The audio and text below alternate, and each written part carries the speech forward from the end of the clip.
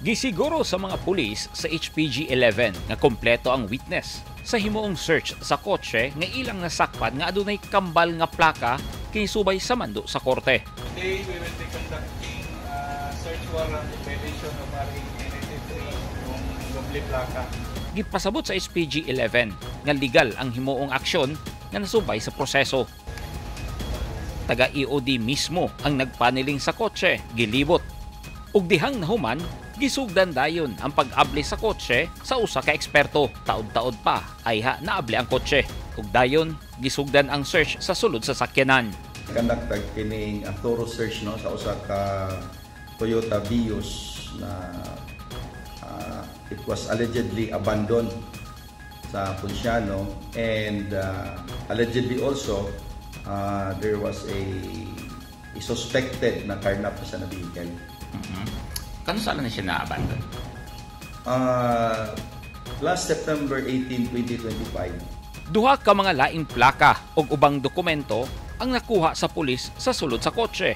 Ang search nanukad sa reklamo sa Grab driver nga si Ramon Buenaflor Avila II tungod kay kaparehas gyud ang plate number sa kotse nga giabandona ug sa kotse nga iyang gigamit sa panginabuhian. Parehas ang kolor ug ang model sa kotse ug parehas ang plate number nga LAP 1402. Pagtawag sa kuha na ako sa Matina, lagan din ko siya, no? Kay siyempre wala ta kabalo kung tinuod or dili. So pag abot na ko sa area, tinuod man gyud. Nakulbaan ko na ako kasabot kay siyempre naay kapareha ang akong ginagamit daily.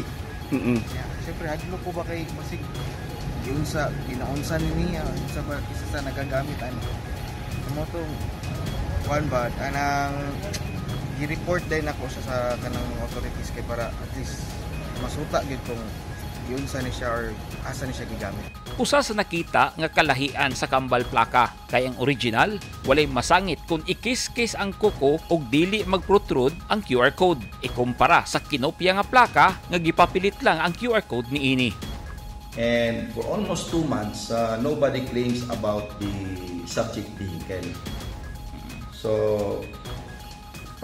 because of that, last November 17, nag-apply ang ato ang personnel of kining search warrant for us to have an authority to really to go through the searching sa unit of what is really inside, no?